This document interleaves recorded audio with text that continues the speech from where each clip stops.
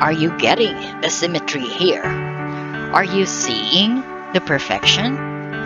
It is all contained in a single truth. There is only one of us. Chapter 6. Tell me about space. Space is time, demonstrated. In truth, there is no such thing as space, pure empty space with nothing in it. Everything is something. Even the emptiest space is filled with vapors so thin, so stretched out over infinite areas that they seem to not be there. Then, after the vapors are gone, there is energy, pure energy. This manifests as vibration, oscillations, movements of the all at a particular frequency. Invisible energy is the space which holds matter together. Once, using your linear time as a model, all the matter in the universe was condensed into a tiny speck. You cannot imagine the denseness of this, but that is because you think that matter as it now exists is dense. Actually, what you now call matter is mostly space. All solid objects are 2% solid matter and 98% air. The space between the tiniest particles of matter in all objects is enormous. It is something like the distance between heavenly bodies in your night sky. Yet, these objects you call solid. At one point, the entire universe actually was solid. There was virtually no space between the particles of the matter. All the matter had the space taken out of it, and with the enormous space gone, that matter filled an area smaller than the head of a pin. There was actually a time before that time when there was no matter at all, just the purest form of highest vibration energy, which would call antimatter. This was the time, before the physical universe as you know it existed. Nothing existed as matter.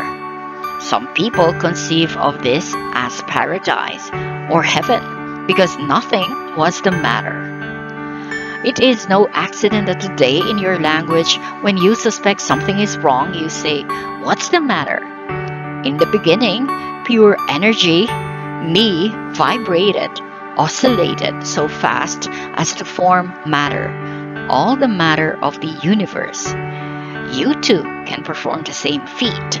In fact, you do every day. Your thoughts are pure vibration, and they can create physical matter.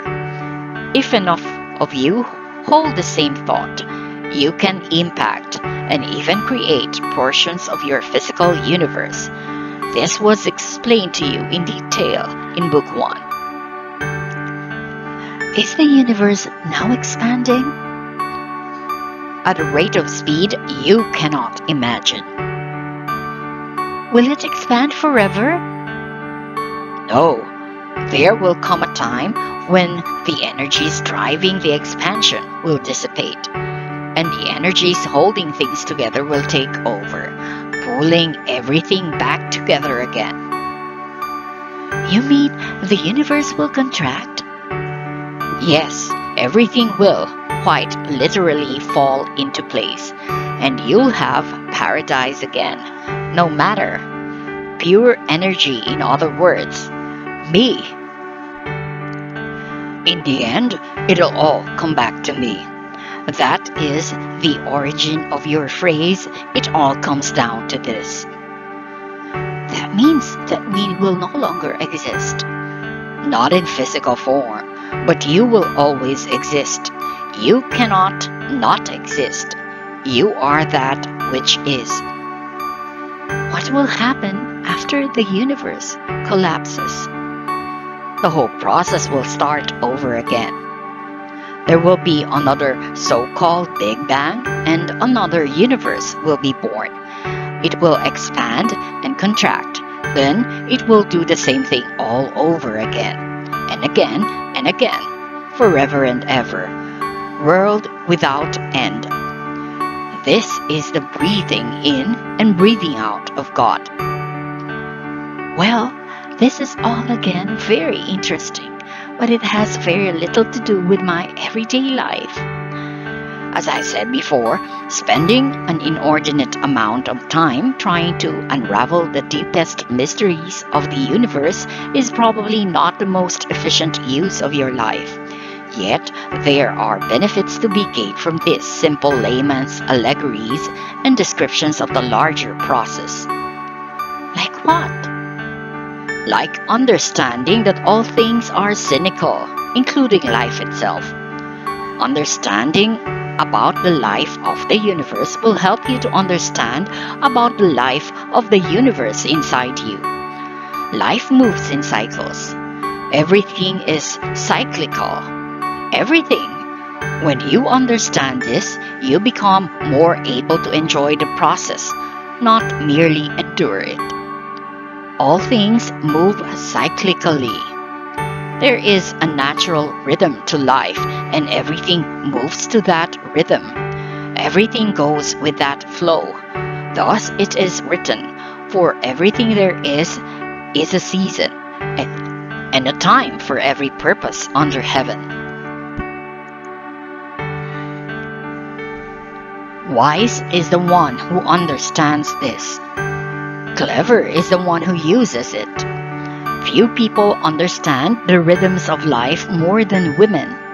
Women live their whole lives by rhythm. They are in rhythm with life itself. Women are more able to go with the flow than men. Men want to push, pull, resist, direct the flow. Women experience it, then mold with it to produce harmony. A woman hears the melody of flowers in the wind. She sees the beauty of the unseen. She feels the tugs and pulls and urges of life. She knows when it is time to run and time to rest, time to laugh and time to cry, time to hold on and time to let go.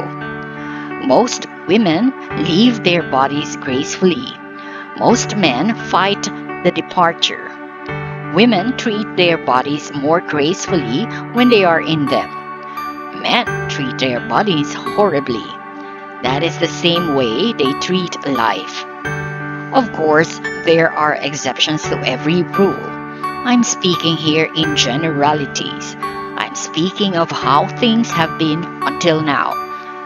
I'm speaking in the broadest terms. But if you look at life, if you admit to yourself what you are seeing, have seen, if you acknowledge what is so, you may find truth in this generally. Yet that makes me feel sad. That makes me feel as though women are somehow superior beings, that they have more of the right stuff than men. Part of the glorious rhythm of life is the yin and the yang. One aspect of being is not more perfect or better than another. Both aspects are simply and wonderfully that. Aspects. Men obviously embody other reflections of divinity, which women eye with equal envy. Yet it has been said that being a man is your testing ground, or your probation. When you have been a man long enough, when you have suffered enough through your own foolishness, when you have inflicted enough pain through the calamities of your own creation, when you have hurt others enough to stop your own behaviors, to replace aggression with reason, contempt with compassion, always winning with no one losing, then you may become a woman. When you have learned that might is not right, that strength is not power over, but power with, that absolute power demands of others absolutely nothing, When you understand these things, then you may deserve to wear a woman's body, for you will at last have understood her essence. Then a woman is better than a man. No, not better. Different. It is you making that judgment. There is no such thing as better or worse in objective reality. There is only what is and what you wish to be. Hot is no better than cold. Up no better than down, of point. I have made before, right? Hence, female is no better than male. It is just what it is, just as you are what you are. Yet none of you are restricted, more limited. You can be what you wish to be.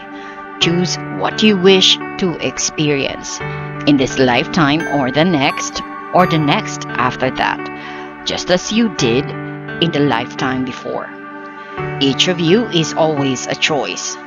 Each of you is made up all of it. There is male and female in each of you. Express and experience that aspect of you which it pleases you to express and experience. Yet know that it is all open to each of you. I don't want to get off onto other topics. I want to stay with this male-female paradigm for a while longer. You promised at the end of the last book to discuss in much more detail the whole sexual aspect of this duality. Yes, I think it is time that we talked, you and I, about sex.